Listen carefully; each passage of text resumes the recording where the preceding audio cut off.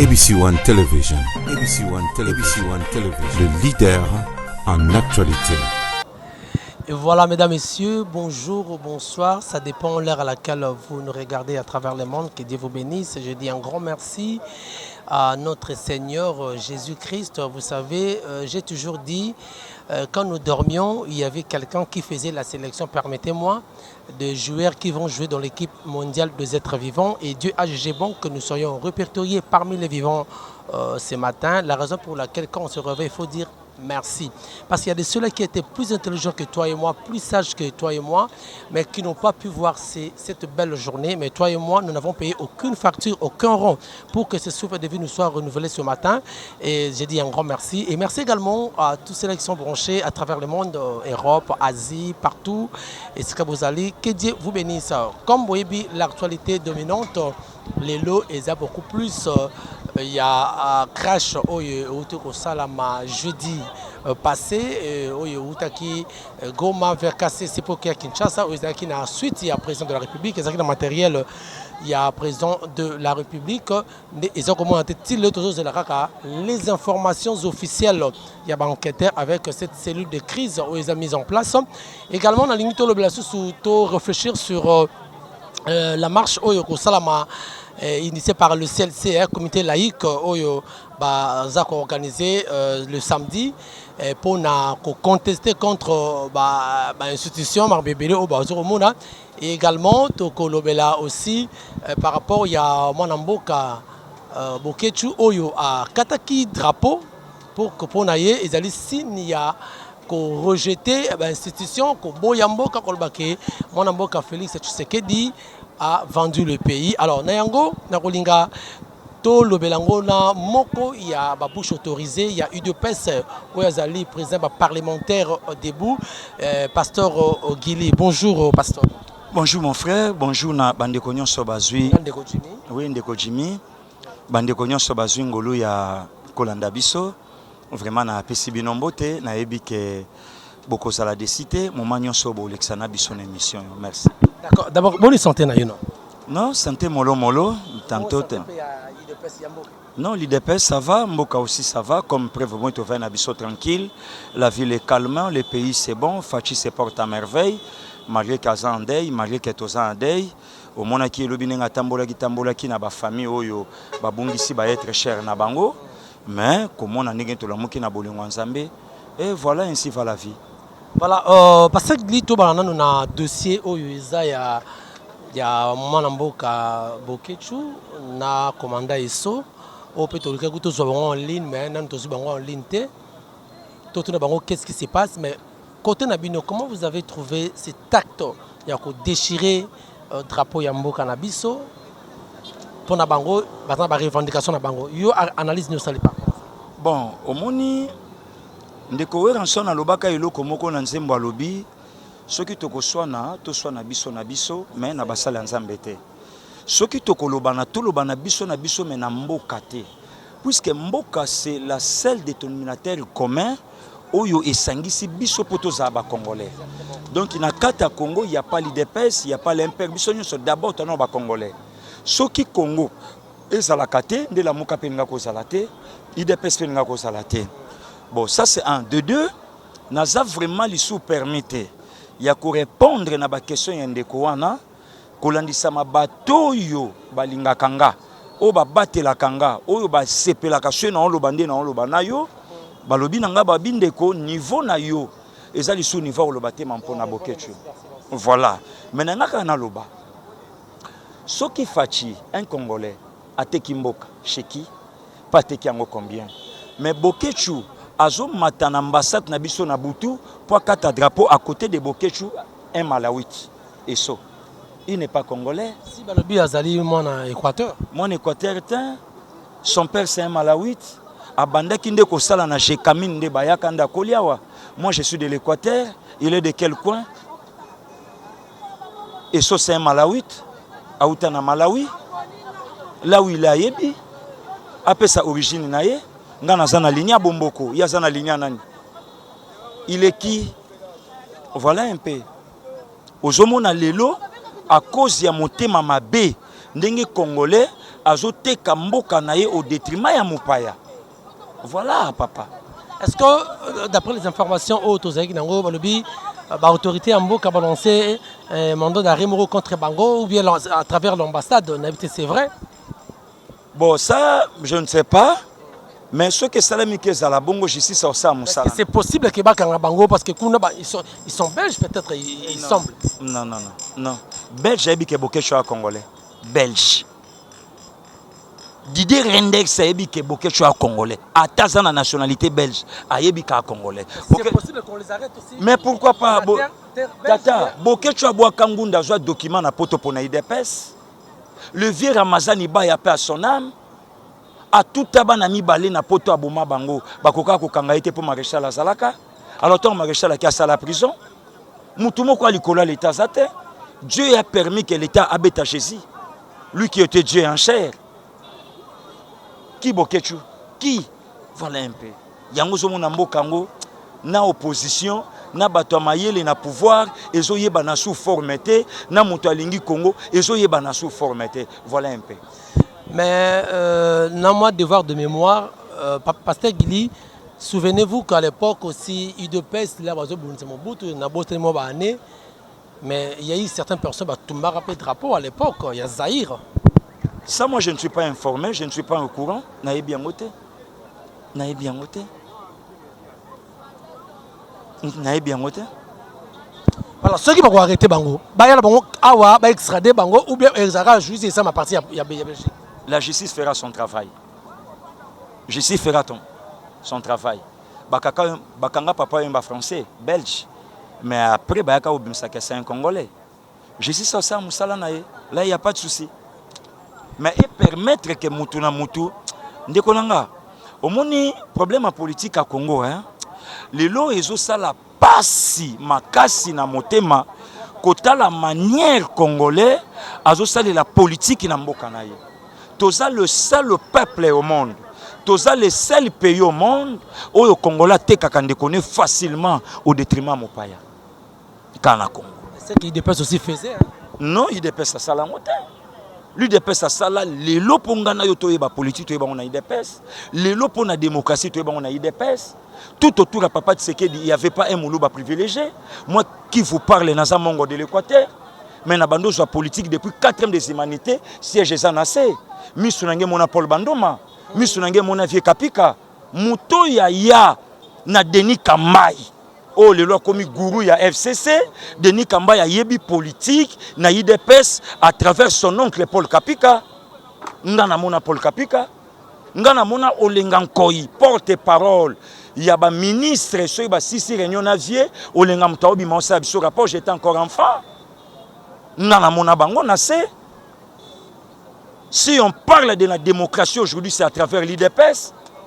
Que veut parler de l'IDPS aujourd'hui?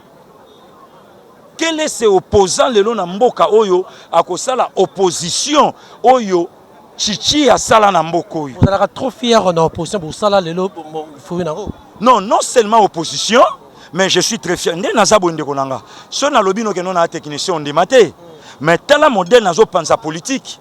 Je suis plus que licencié dans la science politique et administrative. Mais quand on apprendre la politique, et c'est ce que Dieu Moulumba na sanzete. C'est ce que dit. Oh, les lois na Congo bayo lo bake batunyo so ba voter Fachichon de Baluba. Moi qui vous parle, je suis de l'Équateur. Moi ne Kanga. Et Kanga bokila lokonde fa pekato. Mabela ba ya na ngai kem singoi. Ototombe. Vous comprenez? Donc, le lot ceux qui tosaboye, c'est l'IDPS. Même les babouches, nous sommes monnaie zoloba. Le fayoulou. Pour les lots faoulas à la fayoulou. Azali en IDPS. Azali qui membre IDPS. Il a été façonné à l'IDPS. Façonné par Fachi et l'honorable Franck Diongo. Façonné par Etienne ou bien Fachi? Fachi. Fachi. Dans le bien Fachi. Il y a bandi politique à Fachi. Abandi politico. Abandi politico. Abandi politique avant Fachi ou. Et quelle est cette politique à Ebi? Ngana yo tomoni bango na ba dialogue, il était toujours derrière Fachi. C'est lui qui a arrangé la chaise pour Fachi Avanda. Na Notre-Dame, n'en parlons pas. Tout le monde a ba photo ya zola la Fachi Liboso. Na ba rassemblement kolobate. Et Fachi Moutalaki capitaine, Moutalaki porteur, il y a brassard, il y a opposition. Ils étaient où? Les loba tunyo so les loba zoloba. Nana zana casquette politique oyo Fachi Azanango, personne. Personne ne connaît. Parce que le nom là disait quelque chose quand même, c'était un grand. Ça Il était petit mais le nom était grand. Ça peut être oui, ça peut être aussi non. Ça peut être oui. Pourquoi? C'est l'enfant biologique de Etienne Tshisekedi Amulumba. Je vous ai dit, bah français baloba que l'enfant fera mieux que son père. Bemba Saolo na bandi politique na ministre économie. Jean-Pierre Abandi politique mba mon vice-président de la République. Bemba Saolo a fait la prison Makala, mais Jean-Pierre a fait la CPI. Etienne Tshisekedi na casquette politique non sur la kinango. A souci carrière politique na premier ministre. Mon aujourd'hui Fachi chef de l'État. Et quel est ce politicien na mboka oyo azana maître politique que Etienne Tshisekedi Amulumba? Ceux qui bango sont maître politique na bango Etienne. Alors Fachi azanango double brassard. Puisque Fachi, c'est l'enfant double onction. Double onction. C'est l'enfant biologique et l'enfant politique de Etienne Tshisekedi Amulumba. Yango so mona lo Fachi azobunda bitumba en même temps. Na FCC, na Lamuka et azo mettre bango en déroute. Mais Lamuka peut de coq à jambes, bateau dans le roue. Hein? Non, non, Lamuka aza au service de multinationalistes. Lamuka aza au service de FCC pour désorienter les pays, Koko Isango na ravin, mon frère. Mais je n'ai, s'il vous plaît, je n'ai jamais entendu l'un de Lamuka Bazolo Baketoza au service multinational ou bien au service FC Balaba, au service du peuple. D'un slogan de Zoloba. Pouvez-vous le contraire? Yangandeko, na oyebi so ba vérité, hein? Oye sika katumbi aza. Aondima ba vérité o ngana oloba. Na oyebi so ba vérité oyo l'infatigable perdant Martin Fayoulou, l'extraordinaire. Infatigable perdant. L'infatigable perdant. Ah bon? Le marque de la bête, le 666, Martin Fayoulou m'a dit. Pour combo na yesa 666, Martin 6 lettres. Fayoulou 6 lettres, m'a dit 6 lettres. Le 666. Ouais. Ouais. Pour na yebisa yo ke makambo yonga na oyebisa bango ba comprendre yango te. Bitumba o nyonso moni ya SO moni Fachi afrolé nango liwa. Mais eloko yango ninga ko cha Fayoulou na pouvoir, les multinationalistes. Je vous dis vrai.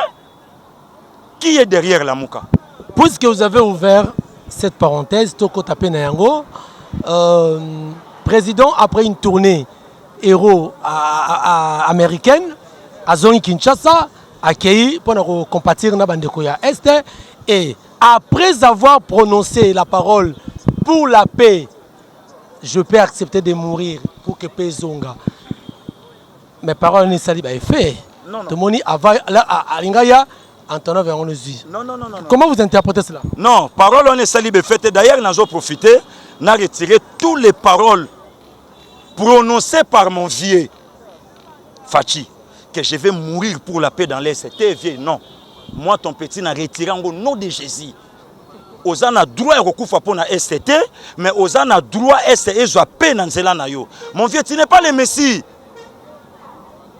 Tu n'es pas le Messie. Il y a quoi étaler pour na yo pour na Est non. Ce qui au lobby qui nazo compatir na Est. Na ba makambu nyonso salama na bino, là je suis d'accord avec toi. Mais na linga ki nazonga bona yebisa bata Est. Fachi azongi na maloba o muza loba ki la guerre doit rentrer là où elle a commencé et le bon Dieu va regretter de m'avoir créé moi musée. Elle a commencé où? Na Est. Muza yebi pour puisque Est mteya na musée. Derrière l'Est c'est le Rwanda, l'Ouganda, le tout consort. Le long na Kobosana. Après les 3 semaines ya musée, quel est ce Congolais yebaki ke ba grand homme comme de Bill Gates balagi na sima Est? Quel est ce Congolais yebaki ke ba grand homme Olusegun Obasanjo balaki na sima Est? Quel est ce Congolais yebaki ke le démocrate Bill Clinton ti lelo aza na même mise na Est? Personne. Personne, mon frère. Muta yebaki yango te. Mais lelo à cause de la diplomatie oyo Fachi asali akei kobimisa batu nyonso en poissa. Akomi poissili sa problème ya Est nde ba makambo nyonso moni risqué ko salama ya ba crash babiloke belé. C'est derrière l'Est. C'est derrière l'Est. Pasteur Guili, accord secret entre FCC Cash n'est pas égal, il y a les Mera bis. Mon makutu FCC fala bimisa koro basala na fachi ba commissaire président yango. Soki FCC mta commissaire fachi président, ba lukiso ba jo pourquoi? Ba jo ba luki on ponani. Et FCC yem tazana monopole mboko. Non, Ombre nezo plané toujours. ombre nezo plané à cause de babiloko o basala qui a soi-disant majorité. Soi-disant majorité, pourquoi puisque Fachi était abandonné par ses amis à Lamouka? Soki Lamouka balaki ba congolais, moment Fachi bimé président de la République. Au lieu Lamouka qui est une opposition, il fallait Lamouka y directement dans. C'est qui va prévoyant. Bah prévoyant en quoi? En rien? En rien? En rien? Papa, vous pensez que Nengi Bazan à Lamouka, parlons clair et net. Parmi les 7 candidats, Tolongola 6 contre Fachi. Nana Kokai ko faire face na Fachi, élection calme, libre et nette. Qui? Et quels sont ces politiciens? Azan na base, na Congo, na monde, au Fachi Azanango. Azate? Mais en fait, ma parole n'aura au lobby. Mais vous reconnaissez quand même qu'il n'y avait pas d'élection calme et nette. Non, non, c'est dans le lobby, bon, on a sens. Dans le lobby, on a sens, il y a une coalition. Pour si aujourd'hui, Fayou la Zofinga Fachi. Est-ce que Fayou la Kofinga Fachi aujourd'hui? Le lot Fayou la fingi pour Bemba PC costume, Katumbi a PC chaussures, Oya PC chemise à Ochanakati, de lui-même de Fayoulou, à Kolobana Fachinin. Qui connaissait Fayoulou dans ces pays? Personne. Moutaïba qui a Salagité. Et quel est ce candidat à Genève à Zala qui en a à Kokai ko faire face na Fachi? Puisque Fachi a une base héritée par son père. Et loko la muka luka ko sana mboko ya sanga yango IDP sanango. Pyramide renversée. Vous avez vu à Wafangeli ce qui s'est passé ici na Kin. Et c'est partout na atinda bango personne, c'est ça la base. Mais voilà, lorsque Crash Zaki déclaré avant tout ou ensemble avec les enquêtes, Nangana Tuna, réaction ça makina base, c'était partout dans le monde et na Congo. Mais non, mais tout n'est pas Tozelaki, président de la République, a tapé sur la table. Tout le monde a moins rigoureuse à main. Jusque-là, à côté du conseil de ministres, a sali, c'est comme si la table est plus sur des 7 milliards à 10 milliards pour le budget. Mais est-ce qu'il a parlé aussi de Marambo? Lui, c'est Fachi, hein? Fachi a son éducation, il a collé dans un tata na maman. Ça nous fait peur aussi. Hein? Voilà, voilà, il est comme ça. Il est comme ça. Batubazela Fachi a loba makamba ce qui s'est passé dans Genève ti le lo bangote. Obi we sala na kata motema na ye. Jour Fachi a loba mambeleka na Genève. Batumsu ba otia suma kolona kisa sa. Toora jamais kabuna ba banvuta bango. Yango na lobby, soki Fachi a lobi ka loba makambo eleka na Genève. Batumsu ba otia makolo atin. Yo zelaki Fachi le kana média a lobano ke ba scellé bureau. Il y a ministre de la Défense et de la Justice? Non. Il est le président de la République, le père de la nation. Il sait ce qu'il fait. À ce qui concerne Crash, nous connaissons l'entraîneur et son équipe et leur système de jeu. Toye biango. Na ciblé personne pour Mikolo yo, bazolu ke loko passer Gilia Koloba po bani atanga. Yo ciblé personne. Mais bande économie sous ah bah il citait le nom derrière à faire là, je cite ils allaient FCC. Mais tant on a lobby que Toyebi Ibenge na équipe nationale na système de jeu na ye. Yo Kolobananga na boya oyo salaki antata pourquoi? Alors Katumba manqué mort comment? Le vieux Katumba mort comment? Pour les londe bazana ba miso na bango fongam na intervention nanga. Bazo Lukasko ba soit passé Gili. C'est lui la bouche autorisée et yem ta obimisa ba vérité na ko lobango tina suka. Muta okanganga na oyebise ba bimisa bitankwira bitankwira a lokola mboma, excusez-moi les termes. Un vilain type, n'importe quoi. N'importe quoi à Bitankwira. Bitankwira passe à la télé par le baquet. Félix, Kebisa Batunayo, sinon te mando aussi sangote. Tabadoka ba Bitankwira. Ngana Bitankwira mabou na 16h. Mais il a parlé ça, c'était sur Top Congo. Malgré en plus, na conditionnel. Que ceux qui a éduqué Basté, ça serait mal. Ça c'est la base. Qui Bitankwira? Bitankwira nani? Et le loso totuni Bitankwira, de quelle manière Félix aussi sa mandat a été? Il nous dira quoi? Non, beaucoup ça Kabila après tout. Je qui parle bara pour la papa. Na lobby na yo justice na réalité na destin et ko simba mutu nyonso. Et lo roni. Papa, na oloba na yo nga gili nga ndeko no passer gili na o continuer na o bolongola ye ngai ndeko na yo na ko continuer koloba eloko oyo ke makambo yo ya avion c'est dit il y a quelque chose. Mais le lot pourquoi FC ça comme il palpite? Il y a une main noire là-dedans. Et ça lit. Moi je confirme ça. Moi je confirme ça. Où est-ce qu'on est avec les enquêtes? L'enquête est évolué, tout c'est la décision de justice. Pour le lot c'est babo yango. Na landi un notable ya FCC passe à la télé pour l'obake. Bango bataille des pes baso loba. Est-ce que éviter que chauffeur na bango à côté qui na jeep na kati pour démarrer yango crème? Allez-y comprendre. Telle la folie. Telle année mutao sakana ba vie abatu. Et yango la tunie monsieur. Depuis quand mutuka et vendre la place mon na ba passager. Eh ya sala qui na se aibi mambelekana na kati avion comment? Voilà un peu. Telle année batu baso mifunda. Et le dernier voyage de Chine à Rambo na Windhoek, je ne suis pas venu vous dire Namibie. Je ne suis pas venu vous dire au revoir, mais je suis venu seulement vous dire à bientôt. À bientôt pour Bomba Kinine. Nazwa Maloba Adolphe Mouzitou na TV5 na France 24. Toko créer climat et instabilité pour permettre aux investisseurs bayate. Mouzitou s'attendait à quoi? Na mort à chef de l'État. Puisque tant chef de l'État ko kufa ko permettre maintenant d'investisseurs basonga na bamboka na bango. Maintenant tant belo kabo salami na vienanga na président de la République yo loba nanga ikeno les accidents comment? Nous connaissons l'entraîneur et son équipe et leur système de jeu. D'accord, merci mesdames, messieurs. Mais par rapport à Babiloko, Moni, lorsque Baza s'est soulevé qui l'autre fois, le vendredi, mais Nangambo, il y a un partenaire Nabino, Béret Rouge, au Bazali, soldat à Raïs, on peut Fandagité, hein? Balobi, trop c'est trop. Cette fois-ci, ceux qui vont s'acharner sur contre l'autorité morale Bango, Bango va s'occuper Nabino. Ce sont des aventuriers. Papa, yoza congolais. Na lobby na yo Béret Rouge bimanansela kutana ba combattant. Ba yebi sora parler du peuple. Hein? Ce sont des aventuriers, des gars qui ne travaillent même pas. Et na lobby no na oyebi sa bango. Na senga bango débat to ça débat thématique ngana bango. De Béret Rouge sont qui? Na senga bango débat bango ba yanga na ya na base ngana bango tolobana ba yeba valeur ya la tête congolaise. Quel Béret Rouge? Il travaille où? Bazalo aux affaires pendant 18 ans Bassani. Béret Rouge a kobundana IDPS. Ah tata, bayebi. Hein? Bayebi, ça c'est l'IDPS, la force, machine à politique en Mboka.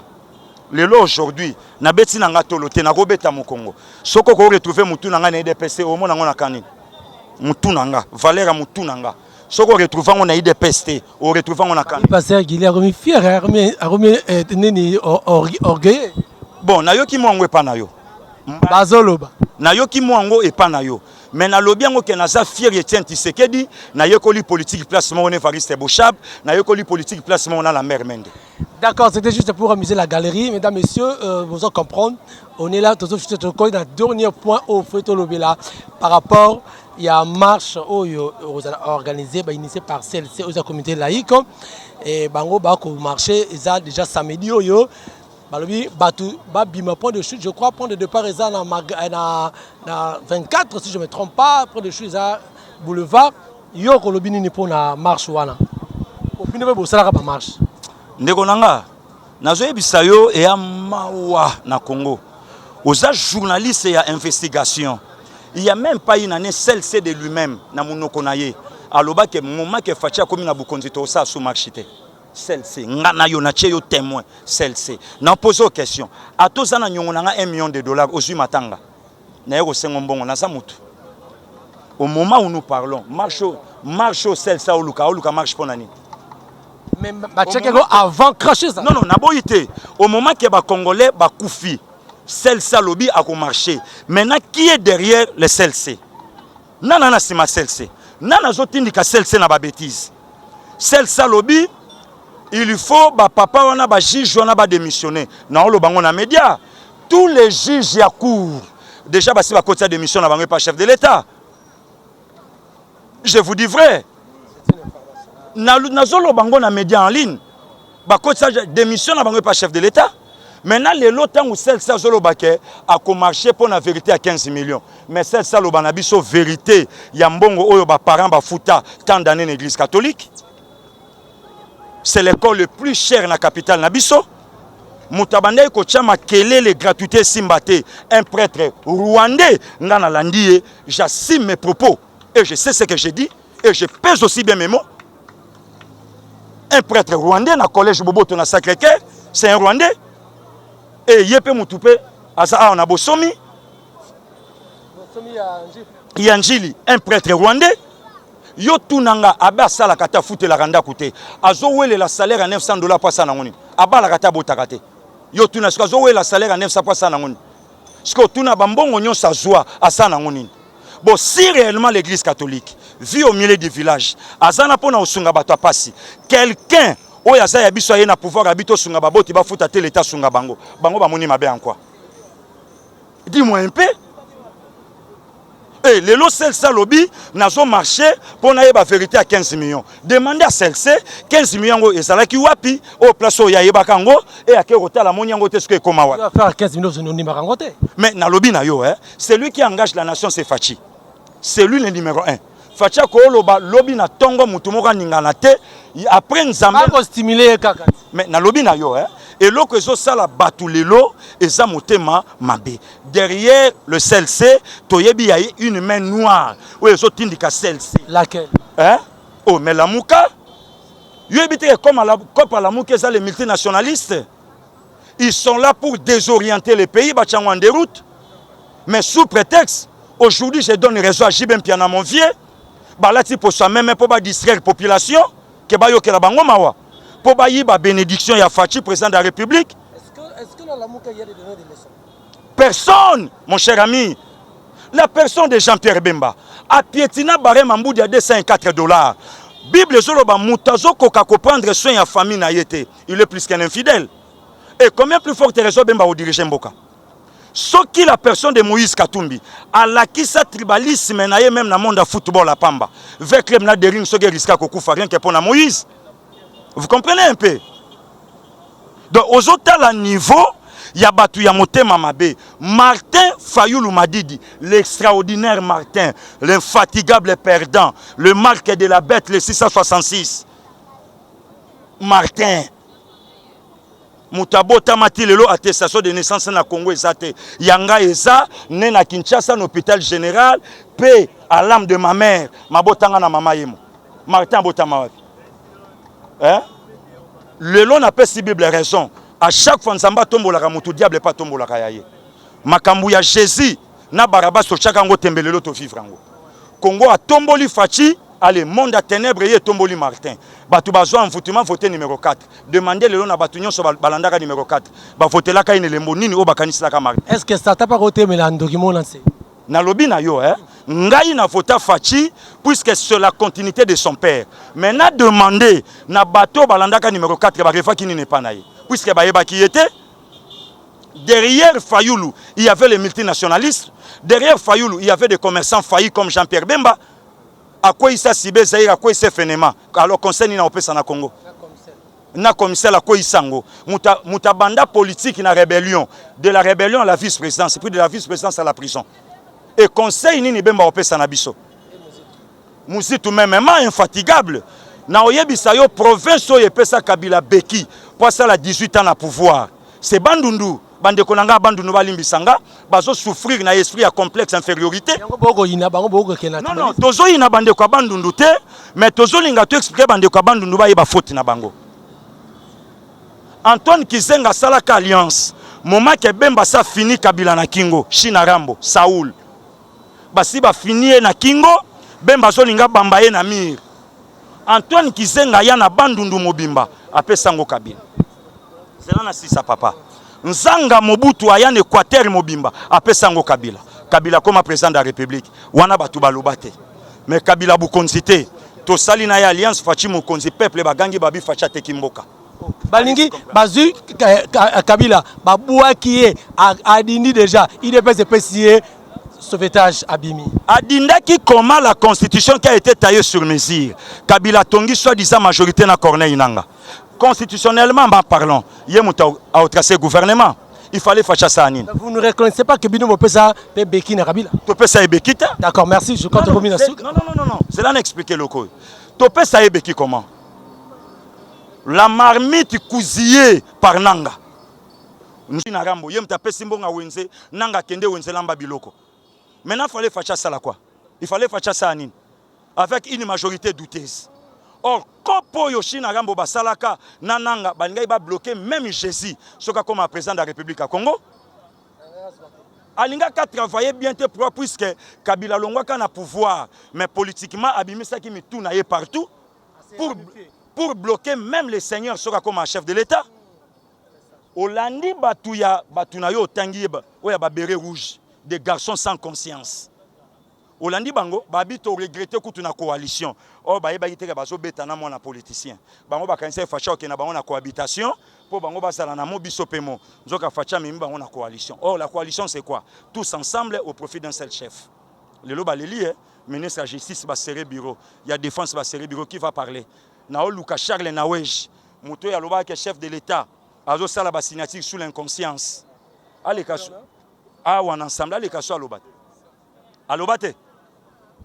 D'accord, merci mesdames, messieurs. Je crois, faute de temps, tu as vraiment cochité, très bien parlé. La réponse. Alors, les propos tenus n'engagent que son auteur. Je ne suis qu'un simple journaliste. Ma question c'est qui anga, Mituna Ezalaki et ma réponse Ezalaki. Il y a Pasteur Gili. Pasteur Gili, un mot gentil, hein, un mot gentil parce que aux appelés pasteur, aux pacificateur aussi, hein. Mot gentil par rapport à Yamboka, par rapport même à partenaire. Nino Sabango, mot gentil.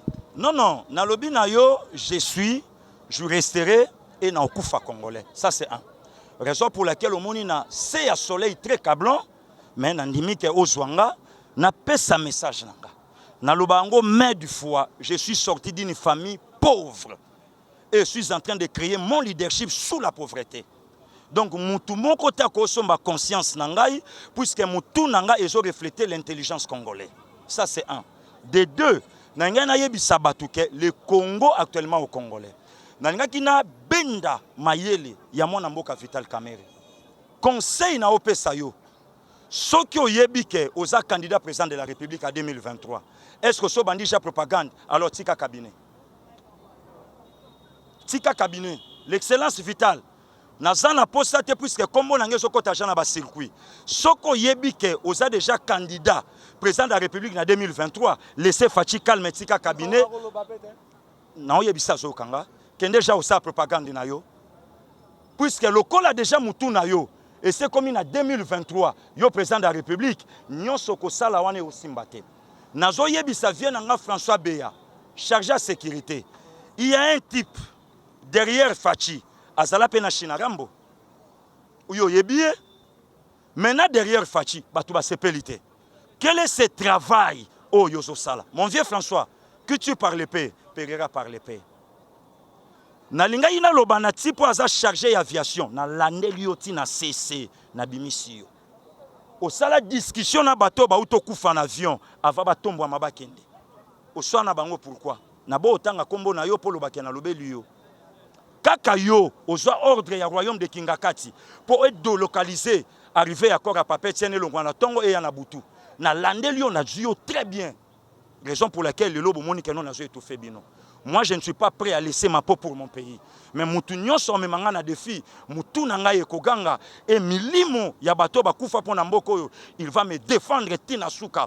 Pourquoi? Kabila comme président na Mukolo et puis Mobutu comme président na Mukolo. L'âge que j'ai aujourd'hui, j'ai le temps et nazana ba capacité tout ya ko défendre Mboka nanga comme citoyen congolais. Merci beaucoup.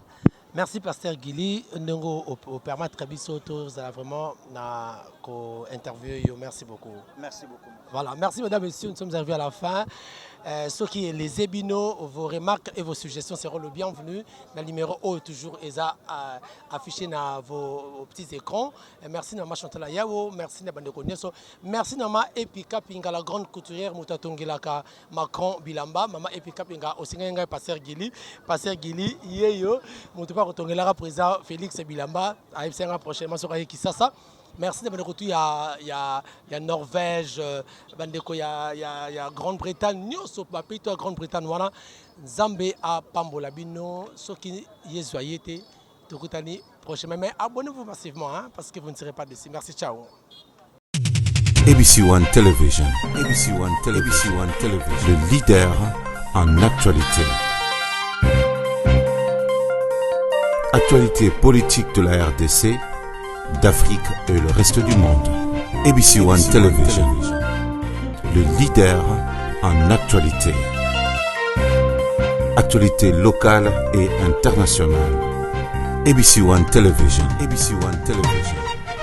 Actualité sportive, le football, boxe et autres. Actualité religieuse en RDC, en Afrique et le monde. Actualité culturelle de tous les pays africains. ABC One Television. Les leaders en actualité, c'est ABC One Television.